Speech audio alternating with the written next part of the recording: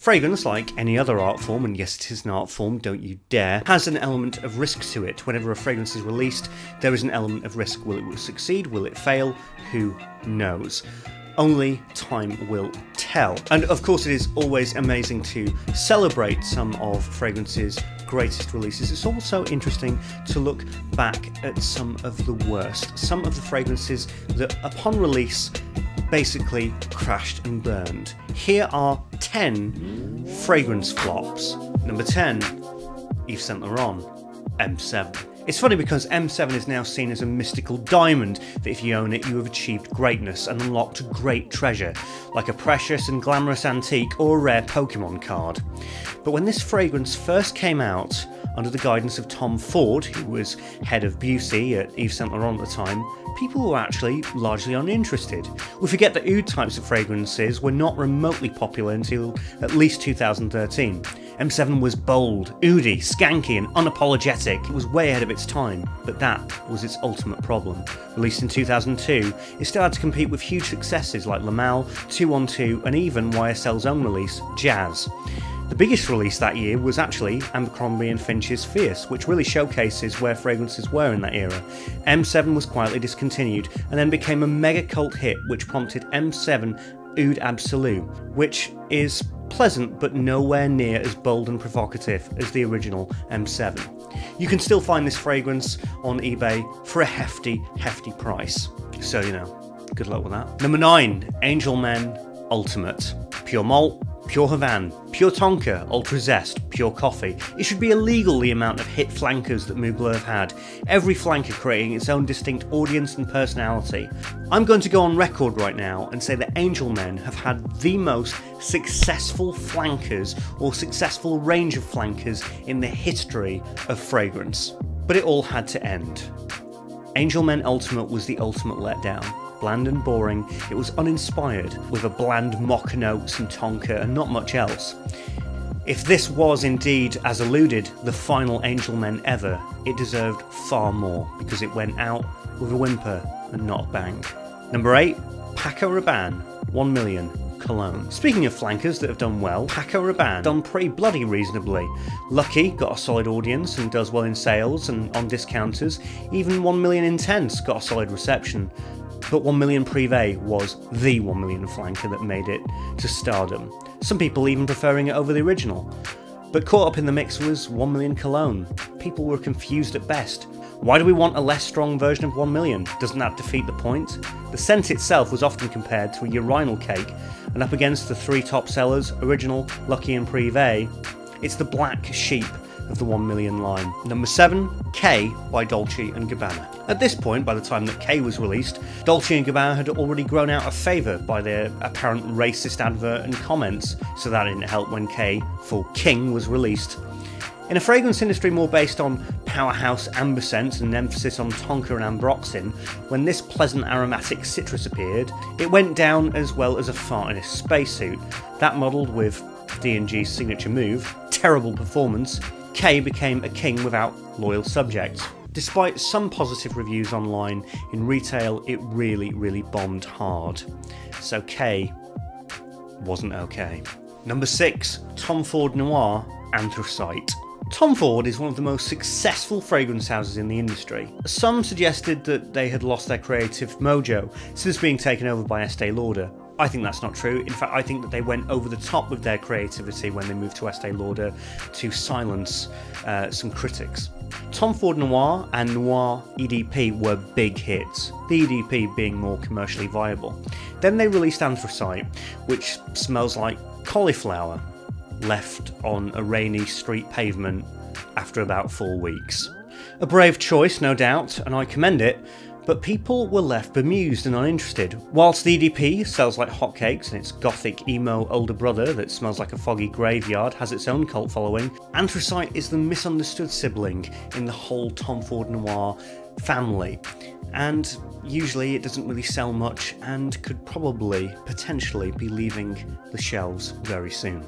Number 5, Gucci Guilty Absolute. Speaking of bemused, when Gucci, a fragrance house that usually has extremely mass-appealing Tonka Beam warmth, and is as people-pleasing and as accommodating as your nan at Christmas who pulls out a gun at your parents for only feeding you 3 Cadbury's chocolate logs instead of 30, when it released Gucci Guilty Absolute, which smells like you've just been in hospital for about a month and you've had a bandage on a scar on your arm, and then you take it off and you have a whiff. It was like turning up one Christmas and your nan has become a member of a shady emo cult and doesn't even want to give you treats anymore. In fact, she gives you a Weight Watchers voucher and says, "Bloody hell, it's time for you to lose some sodding weight, young man. By the way, why are you still single?" It was a huge turn of events that people were completely turned off by it. Gucci making interesting and brave fragrances, the sheer bloody hubris of it.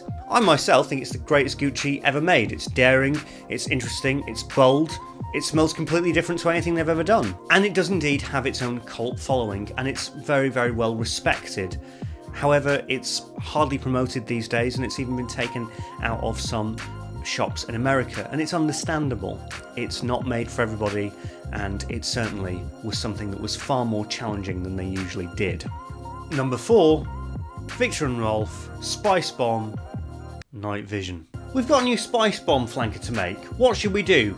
Add a bold leather note to it to integrate with the beautiful ginger and spiciness? No! Should we be brave and try and use the aromatic herbs like thyme and rosemary to create a true aromatic fougere spice bomb? No! I know. Why don't we just make Invictus? Yay! And then make no money, because that's what every bugger is doing. Wait, what? Number 3, Ralph Lauren, the entire Big Pony collection. Not 1, not 2, not 3, not even 4 actually, but technically 8 fragrances entered the stores with bottles that look like wacky McDonald's Happy Meal toys. Smelled like the most generic, cheesy, hokey, fragrant trash, the creme de la creme of bland fragrances that no one could really tell them apart at times. Not one of them stood out. It was quite embarrassing. Number 2, I've actually got a bottle of this. Davidoff Hot Water. After nearly 20 years of cool water flankers with ridiculously painful water-themed names like Cool Water Night Dive, Cool Water Wave, and my personal favourite, Cool Water Sea Salt and Sun, in 2009, the head of Davidoff Fragrance went to his bathroom to run a bath. The next moment of this man's life must have been akin to the feelings of strong achievement and intelligence felt when Isaac Newton thought up gravity when the apple fell on his head from a tree, a thought of such genius, easily compared to that of the Wright brothers' invention of flight, and Galileo's discovery of other neighbouring planets and the development of the notion of heliocentrism, whilst running his bath and turning on both taps, with both Albert Einstein and Nikola Tesla undoubtedly watching over him in awe from the great heavens, this revolutionary thought appeared to this man's mind. Davidoff Hot Water. A thought so obviously mind-blowing, so stunning, unwieldy and brave, that the perfumiers were obviously in such a state of unbridled shock and awe they forgot to make an actual good fragrance. An interesting concept admittedly, but the end result smelt like a used vacuum cleaner bag that somebody accidentally spelled chili pepper and pig's blood on. You can buy this now for a preposterously low price of maybe £15, but my advice would be, don't bother. And number 1, Jean-Paul Gaultier's Colcarico. Bloody hell. It was 2010. Lamal was 14 years old, and it had approximately 7,620,598 flankers. It was almost as if, in 1996, Jean-Paul Gaultier went to a Stephen Hawking speech of there being infinite possibilities in infinite times, and there could be infinite variations of you, but there could also be infinite variations and versions of Lamal.